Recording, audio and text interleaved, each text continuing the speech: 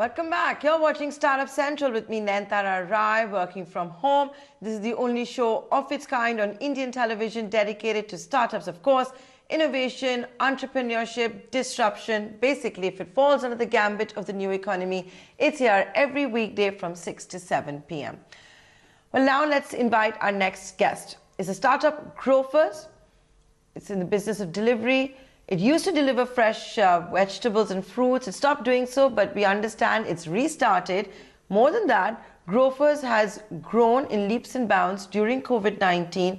It's been trying out a whole host of different things, so much so it has become profitable. That's right. It took a pandemic for startups to increase their cash runway and become profitable, and Grofers is one such example. Let me go across to Bikram Singh Bedi. Thanks so much for joining us on this edition of Startup Central. Hi, it's Nayanthara. What a year it's turned out to be. I don't know how you guys have managed to press pause, take some time off for yourself or not, but as you now look back, with 2021 being less than a month away, it's been one heck of a ride.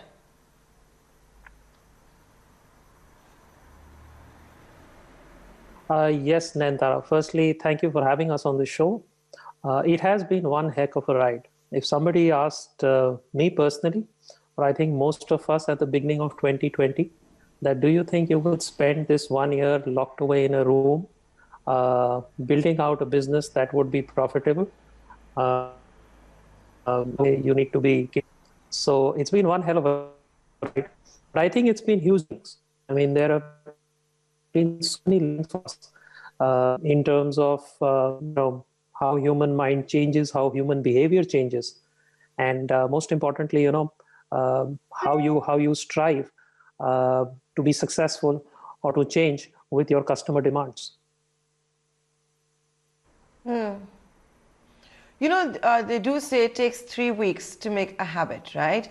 So with this pandemic, a lot of people who weren't purchasing things online, paying for things online, now are. It's accelerated a process for a lot of startups. You had not for you, but for others, there was, of course, a low base effect. So when we go into 2021, the question I want to also ask you is that, are you still expecting this kind of hyper growth? Yes, we are. You see, I think what's happened is that with the pandemic, the whole COVID situation has provided an acceleration to e-groceries as a category, which has broken free from gravity. So, the baseline has shifted, and customers who are now buying this new way are used to buying this new way and like this new way. It's all about, great prices, a large assortment, and of course, the convenience of delivering at your residence. So we've seen the baseline shifted, and we are continuing to see the growth. So when we look at our pre-COVID numbers, we were at about, the basket size was something like 1,300 to 1,400 rupees, an average order. That now has gone to about 1,800 to 1,900 rupees. In the festive season, it in fact crossed 2,000 rupees. If you look at the number of orders that are coming in, we've grown like 60% from pre-COVID levels. We were doing about 17 odd lakh orders. We're now doing over 25 lakh orders a month. So we are continuing to see the growth. And, we think that going into 21, this growth is only going to accelerate. Okay, so you've seen a significant growth in your average basket size. It's almost up by about 40%. That's one way to look at it, right? The average basket size, how much one consumer is spending on Grofers. Can I also ask you the kind of growth you've seen in the user base? Yeah, that's what. So we are seeing, we were doing about 17 lakh orders a month. That's now grown to about 25 lakh orders a month. So that's grown by about 50 or 60% as well. If you look at metros and non-metros, we're seeing a significant jump in the non-metros, about 55 to 60% increase in the business that's coming from non-metros. So yeah, we're seeing a significant jump both in terms of number of customers, the number of orders that they're placing on us, that is the frequency in a month, as well as the basket size. So, and I believe, Bikram, that Grofers is profitable now? Yes. So what we've seen with this significant increase in demand, we turned operationally profitable across all the 27 cities that we operate in July of 2020. So that's something that's actually about 6 months ahead of what our plan was. So yeah, we've managed to get over that important gate in July 2020. I think Grofers and the co-founder Albinder Dhinsa have always been very vociferous, categorical about it, especially the last couple of months, and an IPO is coming. When is that IPO slated for? How big can it be? Has work started? Have you hired bankers? So, I won't get into the details because a lot of what we're doing is confidential. Having said that, yes, it's now within striking distance. We think in the next 12 to 18 months, we should be able to hit the market. And of course, between now and getting there, there's a significant amount of work and focus that needs to be happened. One is, of course, all the regulatory and compliance stuff that we need to put in place. But more importantly, I think what we are focused on is consistency.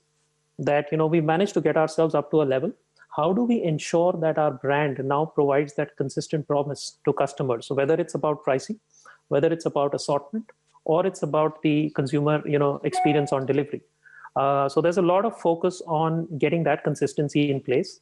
And to give you a few examples, if you look at, for example, our assortment, we've traditionally at Grofers, we've thought about the kitchen. And just like staples is a need in the kitchen, we've kind of fulfilled that need. Now we're moving to the other rooms. So we're saying, what can we do in the other rooms? Because when a customer is buying at a supermarket, they're also buying blankets, winter wear, other general merchandise. So we are expanding our assortment accordingly. We're investing in our private label and supply chain significantly. I think we've earmarked about $25 to $30 million to invest over the next 12 to 18 months in both of those. Private labels as well as our supply chain. We've opened about 12 new facilities, which has further allowed us to, improve efficiencies. So we have a total of 45 facilities now across these 27 cities. We've hired about 4,000 more people. So we're doing a lot of stuff to, ensure that between now and when we get to that, big day, we're able to keep consistency in place. A customer, when they log into Grofers, should get a consistent experience, whether it's price, whether it's assortment, or it's service. But can I also ask you, Bikram, that you in this year you did turn operationally profitable. How far is Grofers from being EBITDA positive, from being cash flow positive? Yeah, so we're targeting to get to that in the first half of the year. We've made significant strides over the last 12 months. Even before this pandemic started, we were focused on unit economics. How do you get the burns down? How do you get EBITDA positive? So that has been a focus for us now over 12 to 15 months.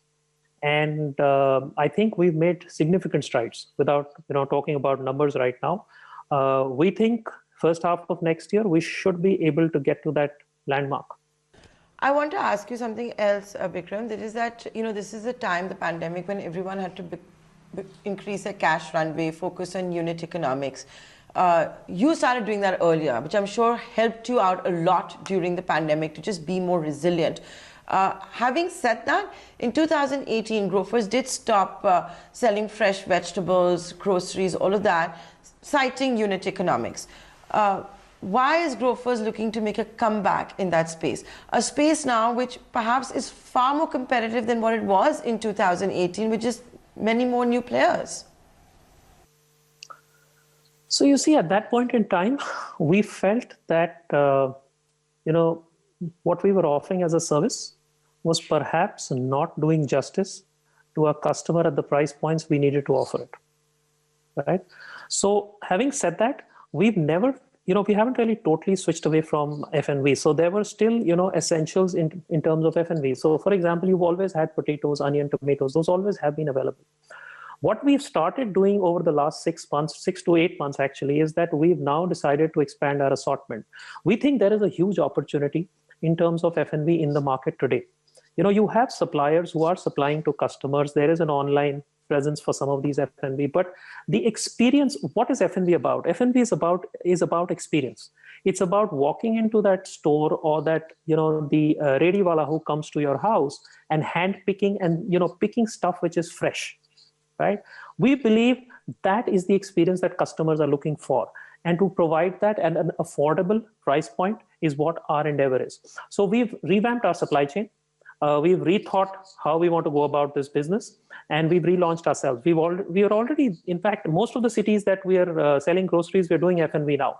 What we are focused on is improving the assortment, increasing that. We're focused on how do you ensure that the customer experience is that hand-picked, customized experience to say, this is the apple I want to take home and eat. How do you provide that? How do you work with farmers to get directly to the table of the customer, the farm to fork experience in as little time as possible? So we've kind of rethought our strategy on this. We've relaunched, and we think the way we are doing this time around provides a significant opportunity to better the service to customers, as well as a huge business opportunity. So can I now ask you, how far are you from becoming a unicorn? I'm not going to be able to comment on that at this point in time, because I think a lot of work that is going on is perhaps confidential. So I think over the next couple of months, as we make progress, you would see announcements and releases from us that could help answer some of these questions. Are you in fundraise mode? There have been, reports suggesting the SoftBank Vision Fund may put in more money. Existing investors may also plow in more funds into Grofers sooner than later. Are you in the middle of a fundraise activity? See, we are talking to our investors. From a runway perspective, we are fairly comfortable because of the fact that we, dropped the cash burn so significantly. What that did was that it put us into a very comfortable place as far as funds and runway was concerned. Having said that, as a startup, you're always talking to your investors.